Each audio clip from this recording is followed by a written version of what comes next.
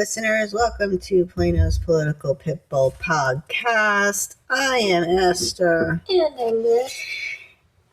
We are happy to report that the primaries are over. Don't get too excited. Sort of.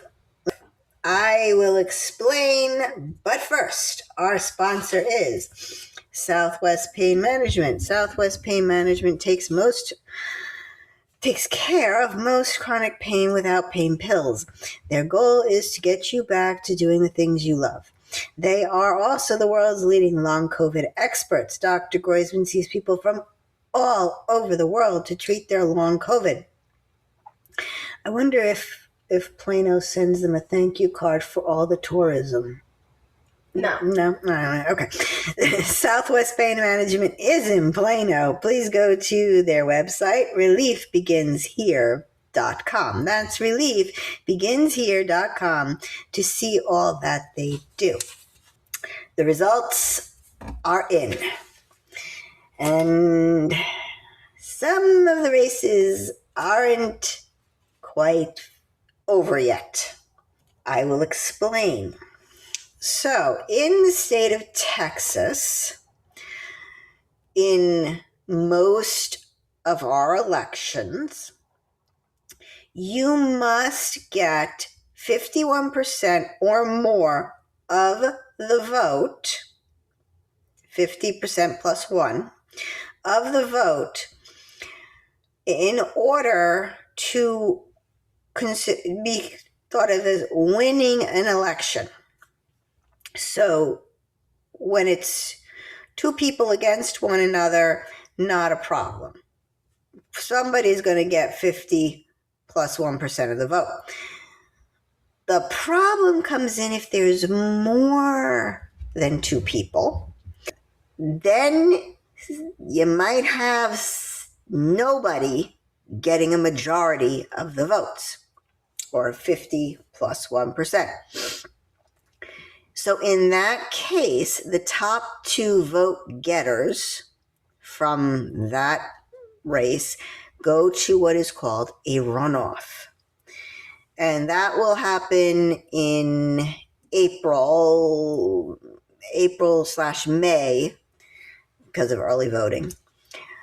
So that is the problem some of these races are having.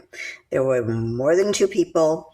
Nobody got 50% plus one of the vote. So top two getters go to a runoff. I'm going to go over the Democrats' races first, because remember, these are primaries, so the Democrats had their election and the Republicans had their election to determine who is going to be the candidate in the general, or the candidates in the general election in November. And I'm going to do the Democrats first because the Democrats were much shorter. They had a lot of candidates who were pretty much unopposed. That's kind of the way to do it. If you're unopposed, it's a pretty easy win. So first up, we have U.S. Senator. This was the race between Jasmine Crockett, James Tallarico, and a third candidate. The third candidate, nobody really knew and heard of. So the big competitors were Jasmine Crockett and James Tallarico. James Tallarico won by 52% of the vote. Jasmine only got 46%. And the third guy, he got 1.34% of the vote. What was interesting about this race was you had Republican voters, those people who have voted in Republican primaries in the past, cross over to the Democrats to vote in this specific race. Now, in Texas, we do not have what is referred to as closed primaries. You do not have to register a party affiliation when you go in to register to vote. If you want to, one year you can vote in the Democrat primary, and the next year you can vote in the Republican primary, and then flip again. They'll just ask you when you go there, Republican or Democrat ballot, and you say which one you want. It is, however, public record, so if you do that, you will forever have an R or D next to your name. Yes, it is public record. People can go and request the voting records. Now, obviously, they can't see who you voted for, but they can see what elections you voted in and whether you voted in the Democrat primary or a Republican primary, or if you skipped the primary altogether. But yes, whatever one you vote in, that D or R will be next to your name. So this way people can see, oh, they seem to be an independent because they voted in the Democrat primary this time, but then they switched to Republican and then back and forth. Right. There's a flip-flop. Yes. So they're probably independent. Or, oh, this person's a hard R because they voted in the Republican Party for 5+ years. Yeah. Four cycles, 4 primary cycles is considered a hard R or a hard D, depending on which one you vote in, at least 4 times consecutively. Republicans were concerned, not sure why they were concerned, but they were concerned that Tallarico was going to win. And they thought that if they crossed over and voted for Jasmine Crockett, that Jasmine Crockett has a much bigger chance of losing in the general. Has that ever worked? I've only seen this done once before, and that was in 2008 in the presidential election. You had Barack Obama and Hillary Clinton, and people felt that Hillary Clinton could not win in the general. So they voted for her in the primary, hoping she would win the primary so she would lose the general. And it didn't work, and we all know how that played out. Yeah. It didn't work then, and it didn't work now. Now, interestingly, something you need to know. If you voted in the Democrat primary, you can only vote in the runoff primary that you voted in the regular primary. So, if you voted in the Democrat primary, you cannot come back and vote in the Republican primary runoff, and vice versa. You can only vote in the runoff for the party that you voted in the primary. But as I said, Tallarico won that. It was close, 52 to 46. I would consider that close. All right, next race we have is governor. They had 9 candidates for governor on the Democrat side. Wow. Yeah. And one person came out the winner by 58%, and that is Gina Hinojosa. Won by a landslide. Yeah, everyone else, I think Didn't even go over double digits. Yeah. One person got 9%, Chris Bell. Almost got to 10. Yeah. But not quite there. Not quite, no. So, no runoff for governor for the Democrats. The Dems do have a runoff, though, in 2 races, lieutenant governor and attorney general. For attorney general, the candidates in the runoff are going to be Tony Box and Nathan Johnson. For lieutenant governor, it'll be Vicki Goodwin and Marcos. I don't want to butcher that name. And Marcos. In Collin County, they only had 2 people running opposed for House reps. House representative in District 61, Brittany Black came out to be the winner in that one. In House District 67, the winner there was Jordan Wheatley. 70 and 66 were unopposed. Next race I'm going to highlight on that side is former Councilwoman Julie Homer. It's kind of nice to say that. Now, she was unopposed in her race. If you recall, she stepped down from city council, causing us to have a special election, which cost us $225,000. She'll forever harp on it. Yes, I will. And will not let her live that down. So she could run for County Commissioner Precinct 4. Julie had no primary opponent.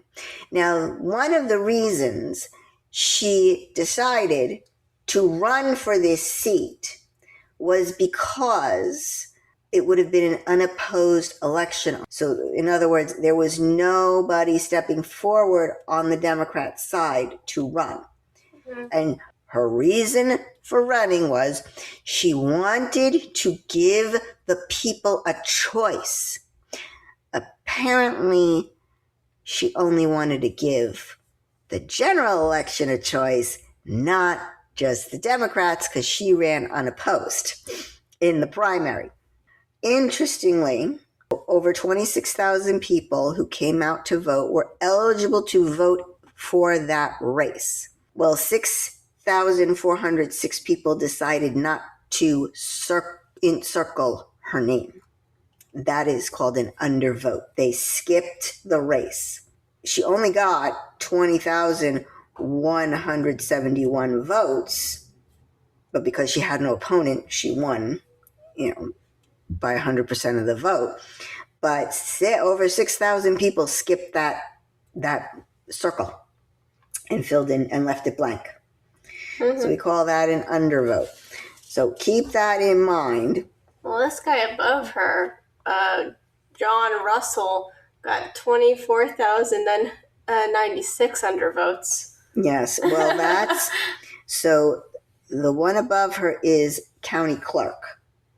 All right, that is a county-wide race. So you could see the contest total. The total number of people who could have voted in that race was 95,500. Only 71,406 decided to fill in the bubble. Mm-hmm. So yeah, a lot of people just skipped. There's two reasons for skipping. Reason number one is my hand hurts. This person's going to win by default. I really don't want to waste my time filling in the bubble. Reason one. But then sometimes also, even if you do electronic voting, they'll skip that race as well. Although I think less people tend to skip with the machine. So that's one reason. Other reason is that if people are mad at the person, for example, maybe these 6,000 plus people were mad at her for costing them money. So they said, I'm protesting and I'm skipping this race. They could have been mad at her for other reasons too. Maybe, I don't know. I mean, maybe. That one seems the most valid to me. To you? Yes, to me. All right, now on to the Republicans, because they're longer, because there's more races on that side. So finicky. Mm-hmm. Well, the big headline, of course, is that for U.S. Senate, we have a runoff. John Cornyn, who is the incumbent, is going to be in a runoff with Ken Paxton. So John Cornyn did technically get more votes. The problem is he only got 41.9%. He did not get that magic 50. And then Ken Paxton, he got 40.68. So he was 1% away. Yeah, he was by a hair. So they are now in a runoff. It's been a nasty campaign from the start. There's really been only 3 candidates in the primary who were considered anywhere close to winning, and those 2 obviously were the most likely to win. So we'll have to wait and see, folks.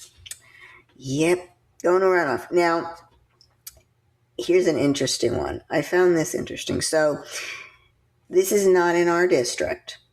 This is actually nowhere near us, but it might show a trend. U.S. House of Representatives, District 2. Dan Crenshaw, who is the incumbent. I hate to identify him this way, but it is the best way to identify him. He is the congressman with the eye patch. Okay. He was considered very popular at one point.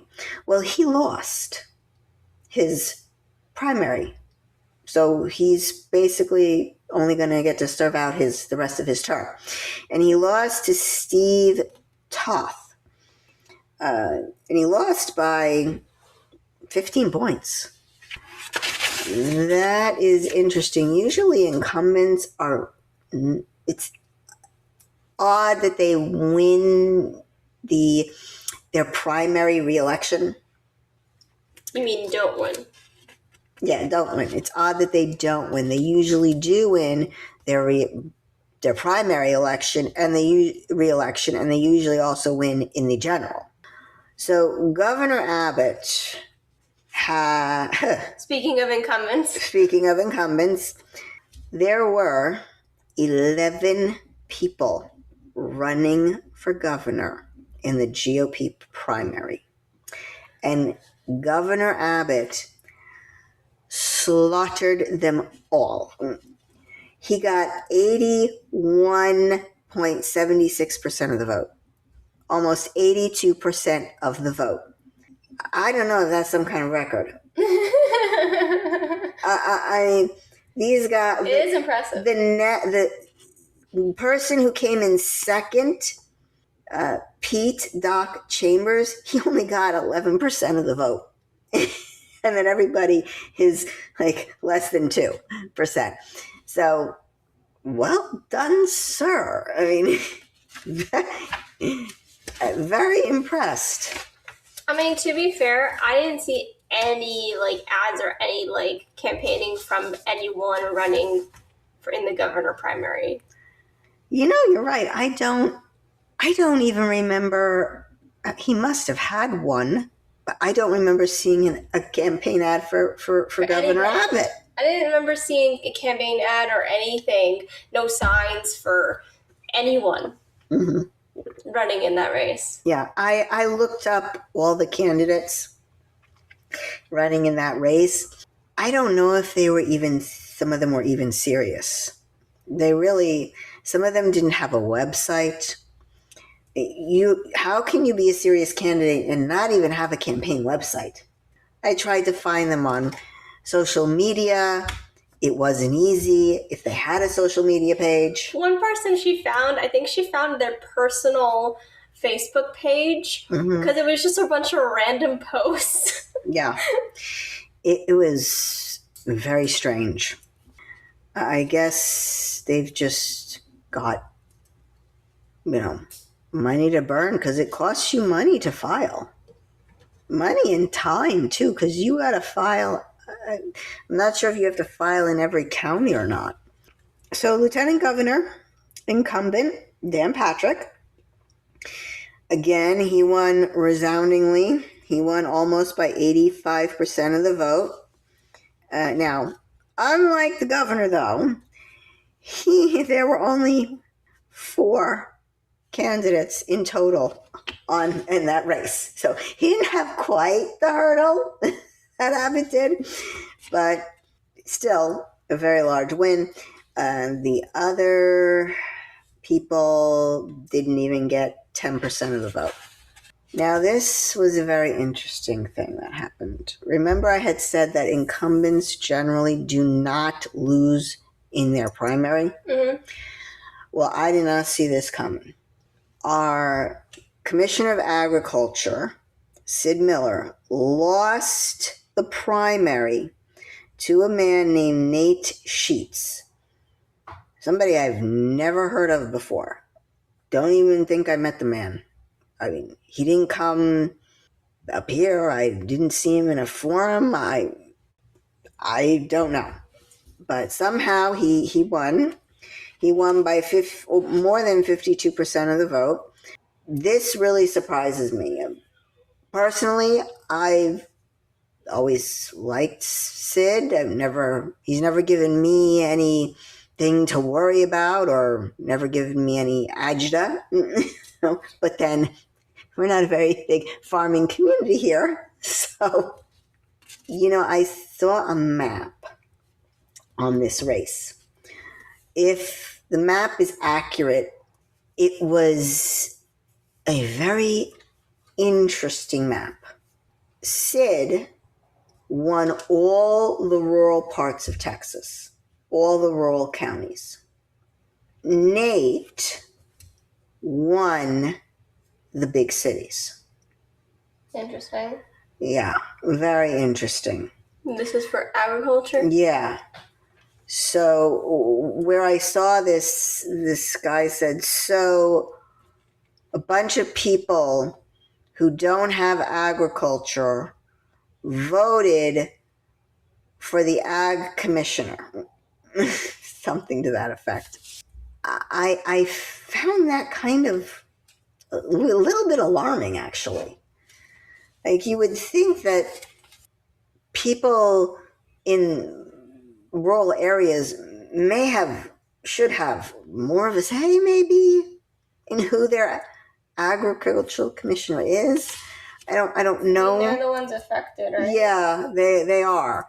So I don't know what to make of that exactly. It was very strange. He won Dallas, he won Houston, he won San Antonio, he won El Paso.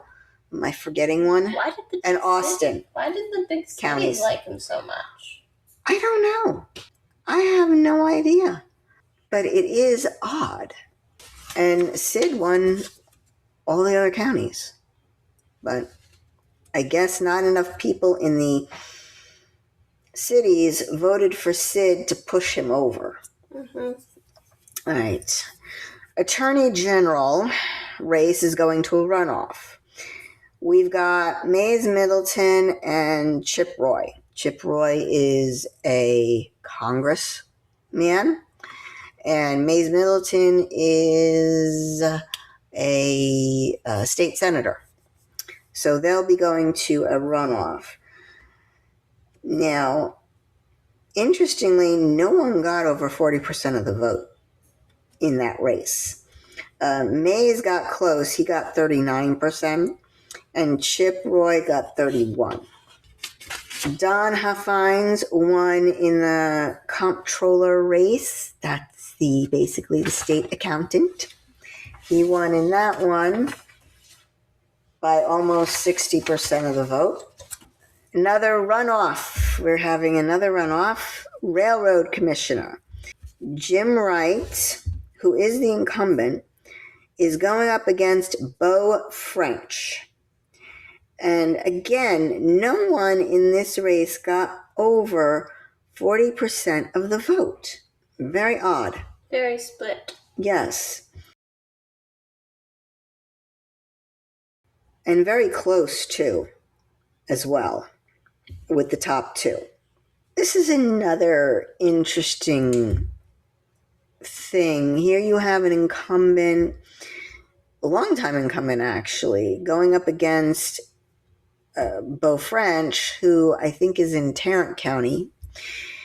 And if you go on his Twitter page, or his X page, I should say, he's got a lot of very unusual tweets out there that could be considered offensive I was gonna to say, some. I was gonna say poor taste. Poor taste. Poor taste is a better word. Poor taste is a better word. Yes, I like that one. So Alarming to some. could be Alarming. Could be alarming to some. Yes. I'll say this: do your homework. All right, go on these folks' social media, read their tweets, and believe me, he's got a lot of them. Oh, he tweets nonstop. I think he's worse than the president. People always. She was like looking for this one specific tweet that she was told about, and it took him like an hour to scroll through everything and find it. I don't know what else he has time to do. Very avid tweeter. Alrighty, now we're coming into Collin County here. Keith Self won his primary. He won by a landslide. He got 80% of the vote. That is Congressman Keith Self, District 3. And in District 4, Pat Phelan also won by 80% of the vote. So he will be going to the general. For Congressional District 32, there will be a runoff. Again, this was another very packed race. It had... Oh, gee, I wonder why there's a runoff. It had 9 candidates in it. And this will kill you. So Jantz got 48, almost 49% of the vote. It's like a hair. Just a couple of more votes. Would have put a finish to this. Because the next person, Ryan Binkley, got only about 22% of the vote, rounded. Oh no. Yeah. The other ones didn't get more than over 14% of the vote. So we were so close. That's a really giant leap. Yeah. You have first place has 48.9%, and then second place has 21.7%. Yeah. I'm not sure. I would have to do this math. I don't know if there is enough votes left, taking away all those people. So all the folks who lost, they may endorse one of the candidates. They may not. If they endorse the candidates, you could assume that a voter will go and vote for the candidate that their candidate endorsed. So here, Darrell Day got 2,000 plus votes. If he says, hey, go vote for, let's just pick Jantz as an example, Jantz is going to maybe get at least half, probably more. So I don't know if there's even enough kind of out there to put Ryan over beating Jantz. I don't know. But it ain't looking like it. So basically you're saying that you don't think he'll have enough to be able to beat Jantz, and that the runoff is pretty clear? I don't know. It's hard. You got to also remember, a lot of people don't realize there's a runoff, which is why we're going over this. So people go, oh, okay, I went, I voted, I'm done. They don't look at the results. And then they also don't realize that just because the person got the largest number of votes doesn't mean they actually won. And doesn't know that they have to go back out and vote in a runoff. So you're going to have people who the other candidate maybe lost, and maybe they don't like these two guys who are in the runoff either. So they skip. So they might stay home. And they're like, I don't like either one of those. And then you might have people who voted for Jance or Ryan. That doesn't say Jance, it says Jace. Oh, Jace. Oh, pardon me. I knew that wasn't right. I was like, Jance doesn't sound like a real name. Sorry, my eyes are going. Okay. Would you care to try the last name? No. Okay. I'm gonna embarrassingly butcher that. Yeah. All right. Jace. I'm terribly sorry. Jace. They gotta get their supporters, the people that voted for them the first time, back to the polls. So, who knows? Stranger things have happened. The people who voted in Jace's, for Jace, that many of them might not come for the runoff. Right. That's why I said they've got to get their people back out. And that's not an easy task. A lot of times in runoffs, less people come out to vote than they did in the original race. Okay, moving on. So Collin County has 5 Texas House reps. All of the incumbents won their primary. In House District 70, that is the only district that has a Democrat as an incumbent. So there was a race to see who was going to try to go against her on the Republican side. George Flint won that primary, and he won fairly handily by 56, almost 57% of the vote. That's good news for him. This one made me so happy. Yes, this, I can now officially say I am so happy with this result. So the Republican candidate for county judge of the Commissioner's Court will be Chris Hill. He won over Rick Grady by a landslide. Yes, the mow your own lawn to pay for my property tax hike on you person. Yes, Rick Grady. He only got 21.69% of the vote. Chris beat him by over 78% of the vote. It is a beautiful thing to see. It was that was a hard race for me. It was hard to not say anything because I really wanted to say a lot. I will say this. I can say this now. So, Mr. Grady ran a horrible campaign. He ran it mostly on social media, and he would make these posts. He would say, "Stuck in traffic, blame Chris Hill." And then a fellow commissioner guy who sits on the commissioner's court with Chris would then comment and say, "You do know Collin County Commissioner's Court does not control the roads." It was stuff like that. Oh my God, this guy really did not know what he was running for. Not only that, he said, "You, Rick, I believe, sat on the commission that was in charge of transportation."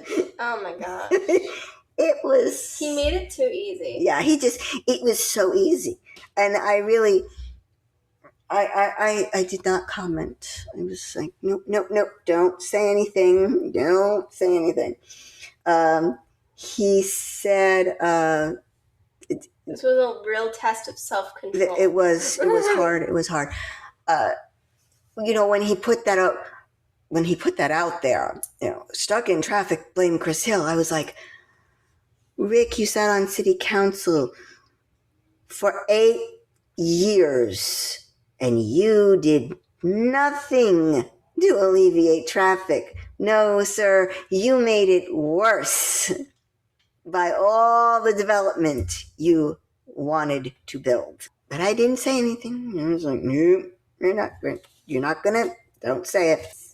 Second to last race we're gonna go over, I am also happy about. This was another one that had a hard time keeping my mouth shut. You did a really good job either. I don't think you did a really good job either. I didn't? No. Your bias is always clear. You're not good at it. Yeah. We didn't talk about this race. We really didn't. No, but it's clear that you really like Shelby. I know Shelby. I don't know Woody Huffines. Shelby, he won his race for Commissioner's Court Precinct 4, 50.43% of the vote compared to 49.57%. So yeah, it was a nail biter for sure. It was close. I think it was only a difference of about 200 votes. So see, your vote does matter. It was only 200 votes. Put Shelby Williams across the threshold. So I'm happy about that. It's Shelby versus Julie. Yes. How's that going to plan out? What are you going to do? Oh no, I look. We have their records. See, the good thing about this race in the general is we have 2 records to compare, and they are records on the same governing body. Mm-hmm. So we're going to go through their record because I have the notes. Oh, she's got the notes. I got the notes, and we'll go through their votes. And we will give you a comparison. But I can tell you right now, it's looking like Shelby has a better record than Julie if I'm just going from my memory. Let's face it, Shelby resigned early enough so that it wouldn't cost us any money to fill his seat. Julie didn't. She cost us money. So right away there, that is a check against Julie and a plus sign for Shelby. I need a compilation for every time you talk about that. I don't know how many times it's been now. It's low-hanging fruit, okay? It is so easy. It's right there. And it was very recent, too. Mm-hmm. Again, off the top of my head, Shelby lowered taxes, Julie raised taxes.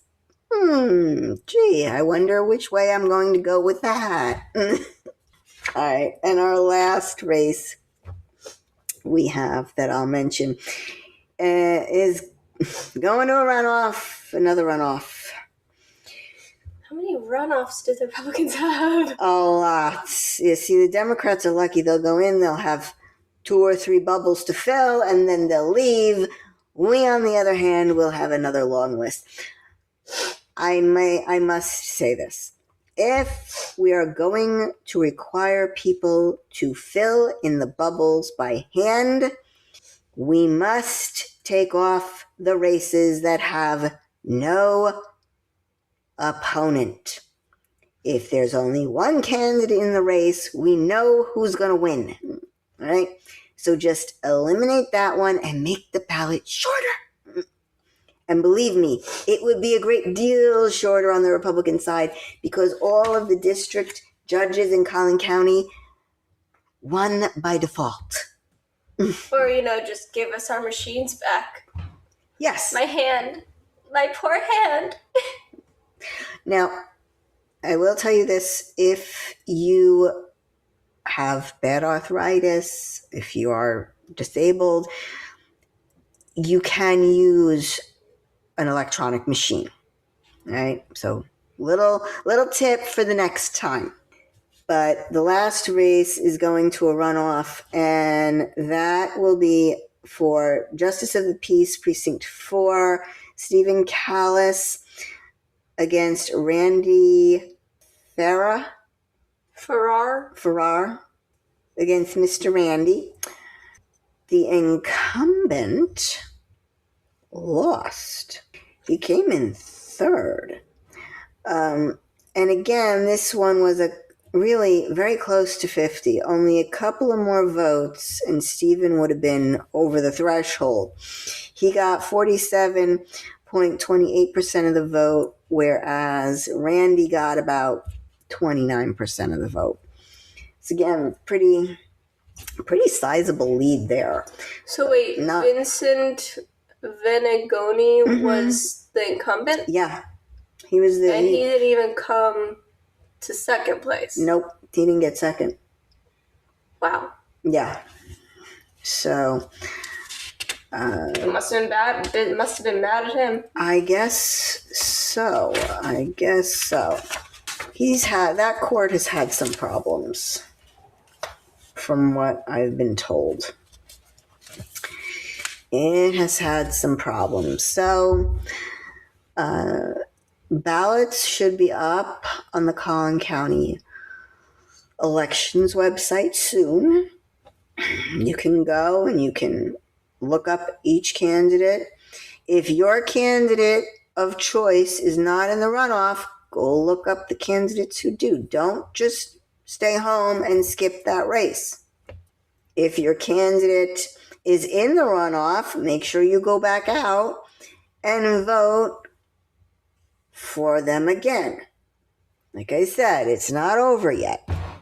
Unfortunately, for some of these people, get out there and get back to work, or go back out and vote for the candidate of your choice if they're in the runoff.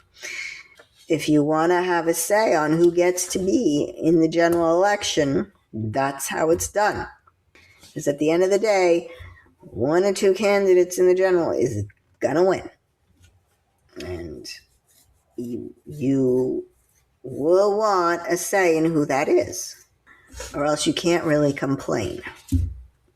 I am looking forward to it finally being over and done with. Alrighty. On to some more happy news, or some more happier, cuddly thoughts. Cuddly thoughts. Thor. Still up for adoption. He is a friendly boy who's about 2 years of age, is very playful with children. He's active when he plays, so maybe best in a home without young children. Thor was very excited for his first Pups in the Parks walk. He had a lot of energy as he left his kennel, but settled down quickly. He was very patient while being harnessed in the lobby of the shelter and loaded into the car without issue. Thor rode well in the car and was very relaxed. He walked well on his leash and got along well with all the other dogs in the group. Thor exhibited no prey drive while encountering birds and squirrels along the walk. Okay. You need to put the lobby, because I keep saying in lobby, and that makes no sense. Okay. I didn't write it. I just printed it. All right. Well, if you're interested in seeing more about Thor, please go to our website, www.planospoliticalpitbull.com, and click on the link Pitbulls for Adoption. That is all for us today, folks. Please remember to like, share, and subscribe. This is Esther. And this is Ruth. For Plano's Political Pitbull, signing off.